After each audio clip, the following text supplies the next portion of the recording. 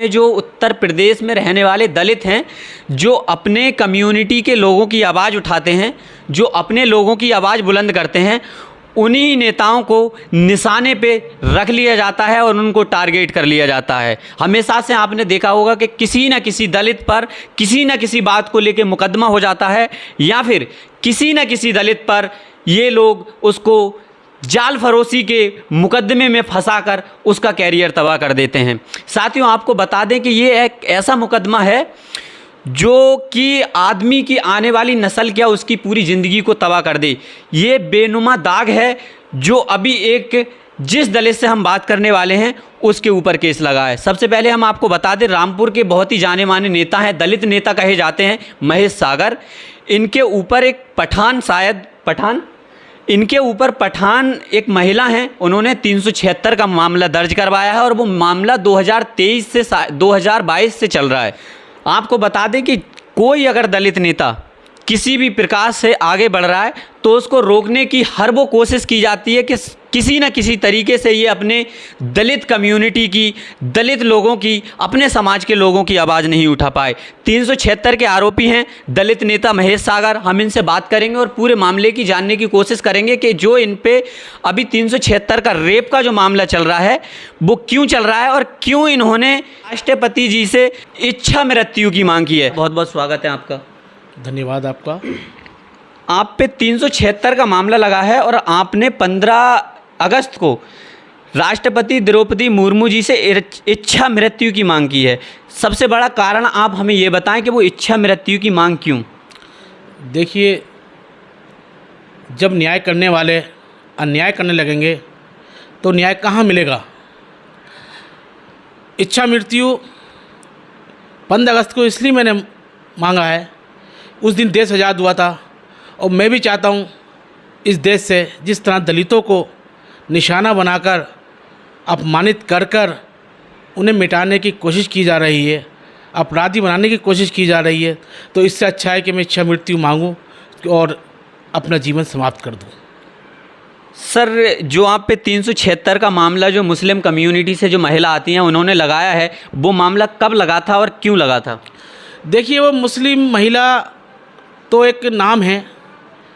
ये रामपुर के उच्च अधिकारी एसपी साहब ने एक योजना बनाई थी कि महेश सागर को जेल भेजना है।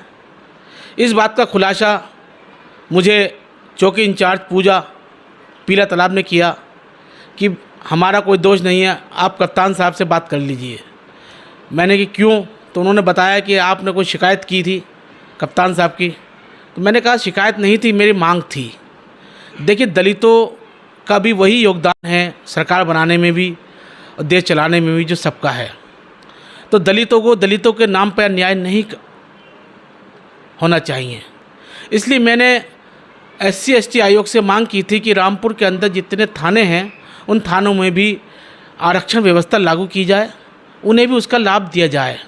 वो भी देश का हिस्सा हैं, क्योंकि हमसे जानवरों का जैसा सलूक ना करें, हमें उन हमारे अधिकारों में हनन ना करें। हमने मांग की थी कि आप व्यवस्था लागू की जाए। इस पर आयोग ने उनसे जवाब मांगा, जिस पर SP साहब नाराज़ हुए। मैं SP साहब से मिला भी, लेकिन मुझे कहीं नहीं लगा कि SP साहब मुझसे ज़्यादा नाराज़ हैं। मगर एक पेशेवर महिला जो रामपुर के अंदर सेक्स रैकेट चलाती है, जिसको पूरा रामपुर जानता है, उसने मुझसे पहले 2019 में अफजाल नाम पे 376 का मुकदमा लिखवाया। 2012 में अपनी बेटी निशा से मुकदमा लिखवाया पास्को और 376।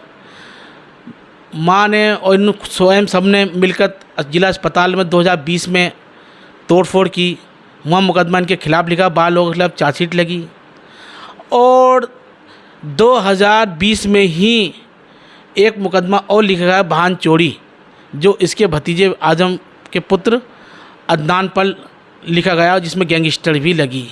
ये पूरा परिवार अपराधी प्रवृत्ति का है। इनकी माताजी भी जेल जा चुकी हैं 3 बार और जिससे इनका ताल्लुक़ है, जिनकी रिश्तेदार हैं फ़हीम पाकिस्तानी, उनका एनकाउंटर हुआ था गाज़ियाबाद बॉर्डर पर। उनकी ये सगी खालाजाद बहन भी हैं। मुझे क्यों निशाना बनाया गया? मैं दलितों की आवाज़ हूँ, रहूँगा। मुझे मुकदमों से डर नहीं लगता। मुझे तो शर्म आती है ऐसे लोगों पर कि वो महिलाओं को बदनाम करने की कोशिश करती हैं, और वो उन महिलाओं को जिनके साथ अन्याय होता है, उन महिलाओं का क्या होगा? हम देश में बेटी बचाओ बेटी पढ़ाओ का नारा देते हैं। कुछ बेटियां, कुछ महिलाएं इसको अपना पेशा बना लें और गलत FIR दर्ज कराएं और बदनाम करने की कोशिश करें, तो ऐसी महिलाओं का हर आदमी को विरोध करना चाहिए, हर महिला को विरोध करना चाहिए। अच्छा, एक तरीके से अगर देखा जाए तो कहीं ना कहीं आप रामपुर का जो पुलिस प्रशासन है उससे आप सहमत नहीं हैं? जी हाँ, मैं पुलिस प्रशासन के जो मुखिया हैं केवल वो नाराज़ हैं मुझसे। पुलिस प्रशासन के और अधिकारीगण हैं, मुझसे कोई नाराज़ नहीं है, क्योंकि मैं कोई ऐसा गलत काम नहीं करता जिससे वो नाराज़ हों। मैंने मांग मांगी, मुझे नहीं पता था इस मांग से कप्तान साहब इतने नाराज़ हो जाएंगे। एक अधिकारी ने कहा जो भी पुलिस के खिलाफ जाए तो उसको सबक सिखाना चाहिए, और महेश सागर ने ऐसा काम किया है, इसलिए उसकी सज़ा जेल में होनी चाहिए। इसका मतलब तो ये हुआ कि SP साहब ने सबाना से खुद कहा कि जाइए आप महेश सागर पे मुकदमा लगवाइए, बाकी हम देख लेंगे। SP साहब ने सबाना से नहीं कहा। SP साहब ने थानागंज के इंस्पेक्टर और कई अधिकारियों को बुलाकर कहा कि ऐसा करना है, तो उस फंसाना है, मतलब महेश सागर को फंसाना है। यस। उसका कोई प्रूफ, कोई कुछ है आपके पास? देखिए, कोई प्रूफ तो जब भी होगा, कोई मेरे को वीडियो ऑडियो मुझे पता होता कि मेरे साथ चल रहा है तो मैं शायद प्रूफ भी लाता, लेकिन मेरे पास जो तथ्य हैं जिन्होंने मुझे बताया है बहुत मजबूत हैं।